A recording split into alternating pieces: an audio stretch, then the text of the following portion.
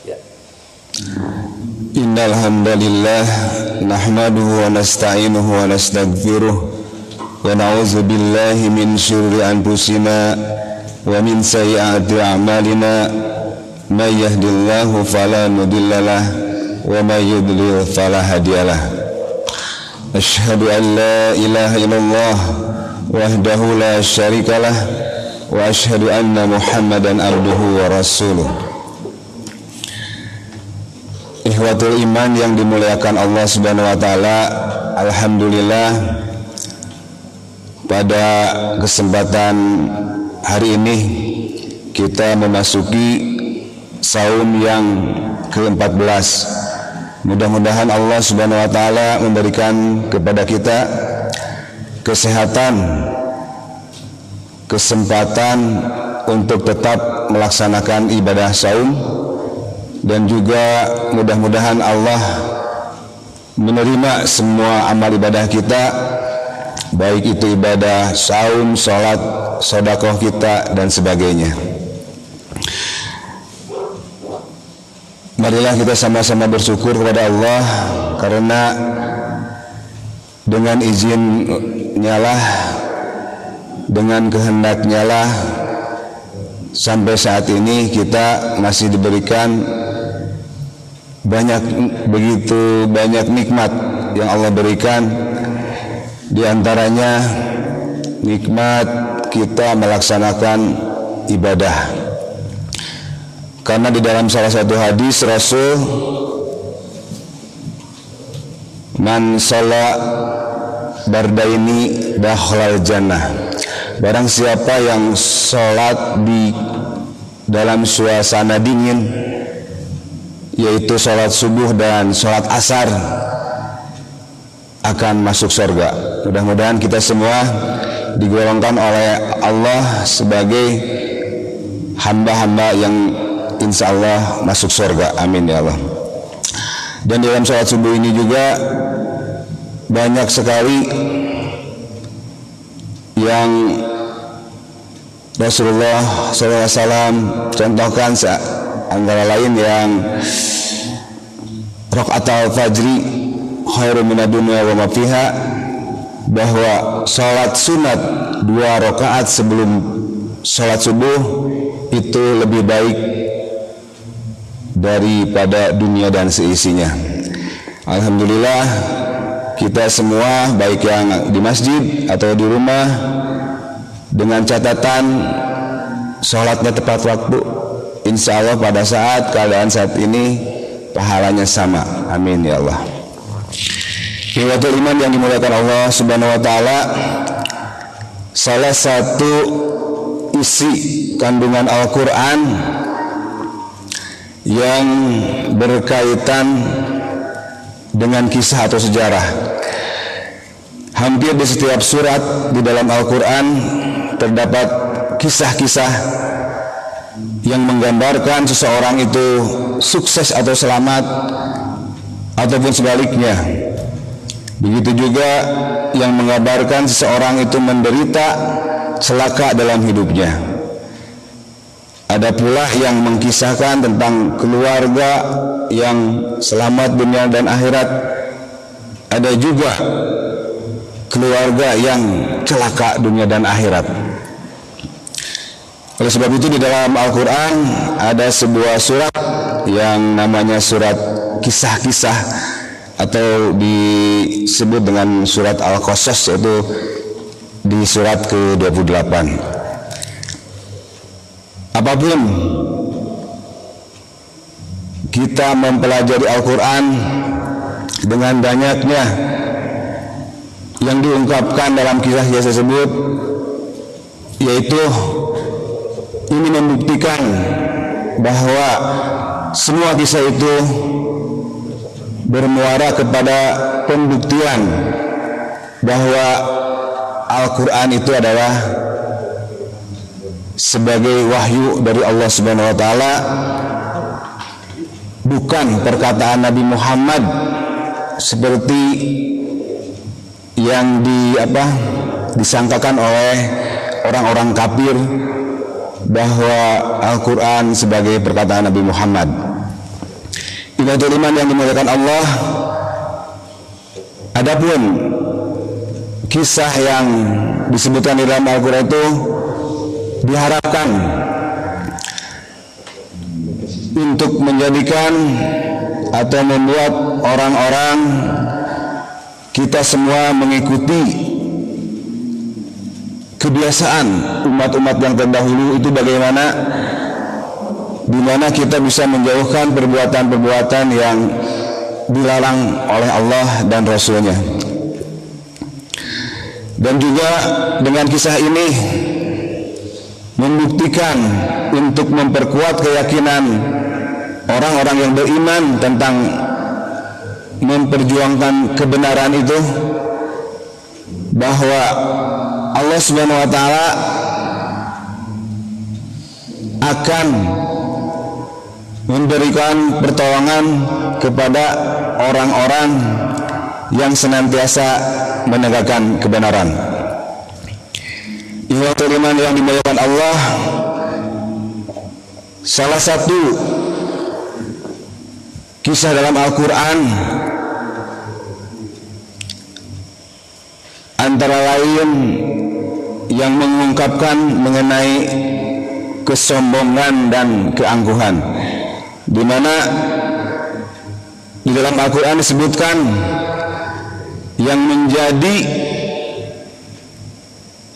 penyebab utama kehancuran seseorang atau suatu bangsa adalah ketakaburan dan kesombongan.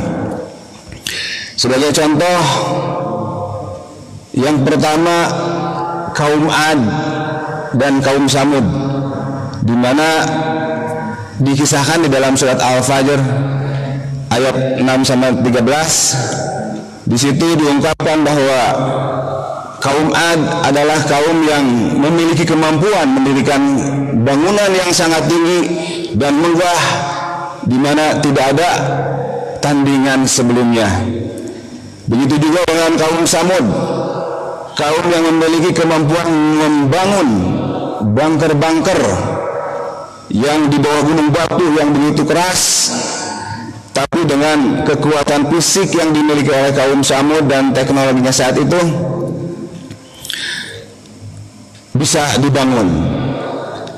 Dan tidak kalah penting juga kisah Fir'aun, di mana Fir'aun memiliki kekuasaan yang begitu hebat, namun kaum-kaum tersebut tidak bersyukur kepada Allah Subhanahu wa taala. Ikhwatul iman yang dimuliakan Allah Subhanahu wa taala, kaum-kaum tersebut menganggap bahwa kehebatan itu yang mereka miliki itu mutlak didapat dari hasil kerja mereka. Nah, dari situlah kesombongan dan ketidakkaburan itu menyebabkan mereka tidak mau mengabdi kepada Allah Subhanahu wa taala. Akhirnya kita tahu sendiri di dalam Al-Quran bahwa kehancuran menimpa kaum Ad, kaum Samud, begitu juga dengan Fir'aun. Ikhwatul iman yang dimuliakan Allah, yang kedua khusus Fir'aun. Puncak kesombongannya Fir'aun di dalam surat An-Nazi'at, bisa bapak dan ibu dibuka, bahwa di situ puncak kesombongan Fir'aun, dia mengaku dirinya sebagai Tuhan yang patut disembah. Jadi dia mengklaim bahwa dia adalah Tuhan yang patut disembah, bukan Tuhannya Musa dan Harun. Ikhwatul iman yang dimuliakan Allah, dan salah satu teknik Fir'aun di dalam mempertahankan kekuasaan yaitu dengan dilandasi kesombongan dan ketakaburan ini, antara lain dengan adanya politik mengadu domba antara satu kelompok masyarakat dengan kelompok masyarakat lainnya, atau kita bisa sebut dengan politik belah bambu, di mana dia mengangkat satu kaum dan menjebloskan kaum yang lainnya. Nah, itu salah satu teknik kekuasaan Fir'aun. Ikhwatul iman yang dimuliakan Allah, oleh sebab itu di dalam Al-Quran diterangkan apa sih penyebab kesombongan dan ketakaburan tersebut. Yang pertama, di dalam Al-Quran disebutkan bahwa penyebab kesombongan itu merasa lebih baik dari yang lain, atau karena asal usul penciptaannya, asal usul kesukuan. Seperti itulah iblis,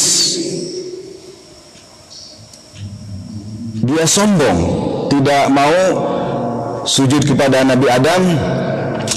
Bapak-bapak dan ibu bisa dilihat juga di dalam surat Al-A'raf itu. Di situ setelah Allah menciptakan Nabi Adam, Allah memerintahkan malaikat untuk bersujud, dan malaikat pun bersujud, tetapi iblis tidak bersujud. Allah bertanya, apa yang menyebabkan kamu tidak mau sujud kepada Adam? Iblis berkata bahwa dia lebih baik dari Adam, karena dia dengan kesombongannya dia diciptakan dari api, sementara Adam dari tanah. Yang kedua, di dalam Al-Quran bahwa penyebab kesombongan dan ketakaburan itu adalah memiliki harta kekayaan yang melimpah, memiliki materi yang melimpah, yang juga berbeda dengan yang dimiliki oleh lingkungan sekitarnya. Salah satu tipe manusia seperti ini di dalam Al-Quran disebutkan, yaitu Korun. Korun adalah seorang yang sangat kaya raya, di mana di dalam Al-Quran diceritakan saking melimpah harta bendanya, sampai-sampai kunci gudangnya juga dipikir oleh orang-orang yang kuat, itu tidak kebawa. Dan di sanalah Korun menjadi takabur dan sombong. Ia tidak mau menerima nasihat dari siapapun karena keangkuhannya. Jadi bisa kita perhatikan juga, kalau seandainya ada orang yang kaya, yang banyak harta, tetapi dia sombong, tidak mau menerima nasihat dari yang lain, itulah mungkin penerus Korun. Ikhwatul iman yang dimuliakan Allah, maka dengan kesombongannya Korun tersebut, Allah memendamkan harta kekayaannya Korun beserta korun-korunnya ke dalam bumi. Maka tidak salah kalau sekarang banyak yang menyebut dengan harta Korun atau hartanya si Korun. Ikhwatul iman yang dimuliakan Allah, yang ketiga di dalam Al-Quran penyebab kesombongan itu adalah kekuasaan. Kesombongan diakibatkan oleh kekuasaan yang mempunyai pengaruh yang kuat, yang menyebabkan semua orang tunduk kepadanya. Dengan kekuasaan tersebut, misalnya kisah Fir'aun, dia dengan kekuasaan yang dimilikinya, dia sangat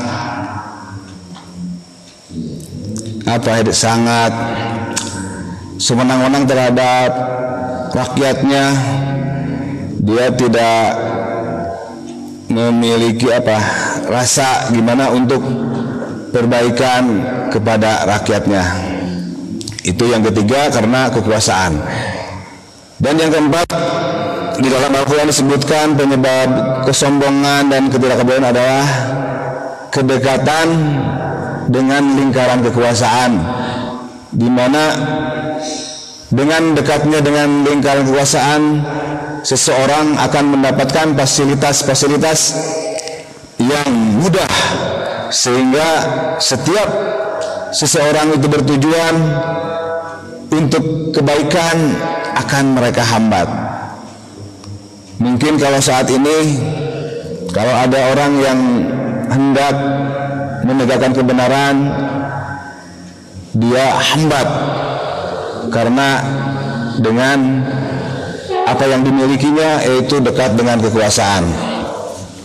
Ikhwatul iman yang dimuliakan Allah, dan yang terakhir penyebab kesombongan dan ketakaburan itu yakni ilmu pengetahuan. Karena apa? Kadangkala ilmu pengetahuan bisa menyebabkan kesombongan dan ketidakkaburan itu jika dijadikan alat untuk menentang serta mempermainkan ayat-ayat Allah Subhanahu wa taala. Yaitu seperti kisah Haman di zaman Fir'aun.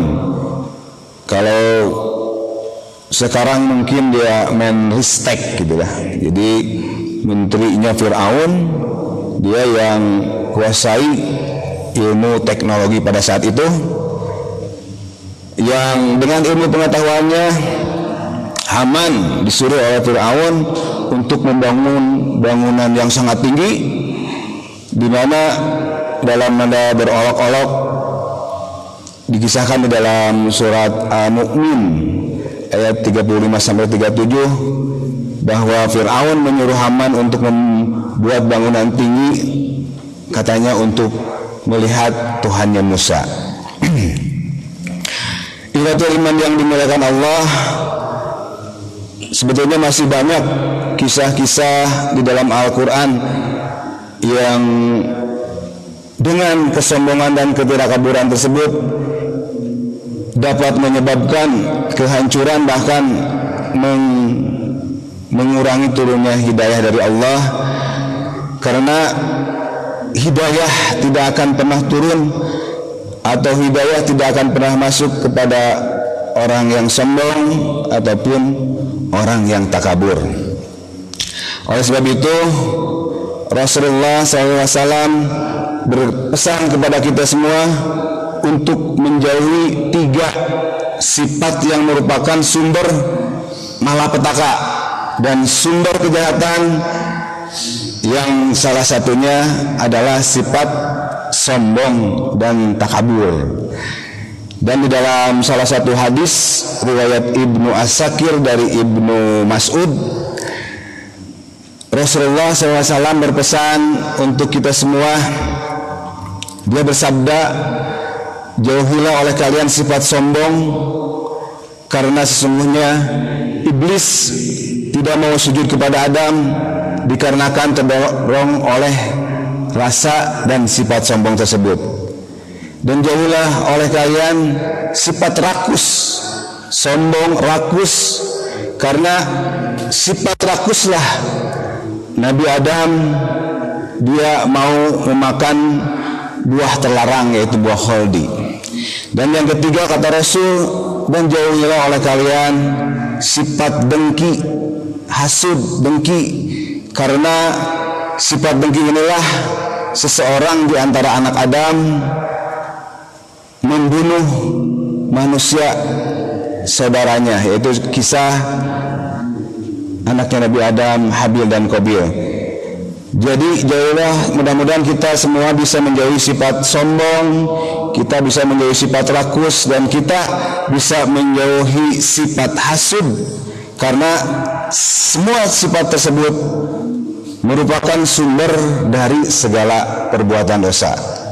Ikhwatul iman yang dimuliakan Allah, demikian yang bisa saya sampaikan. Mudah-mudahan ada manfaatnya bagi saya pribadi khususnya, begitu juga buat ikhwatul iman semuanya. Aqulu qouli hadza wa astaghfirullah li wa lakum. Assalamualaikum warahmatullahi wabarakatuh.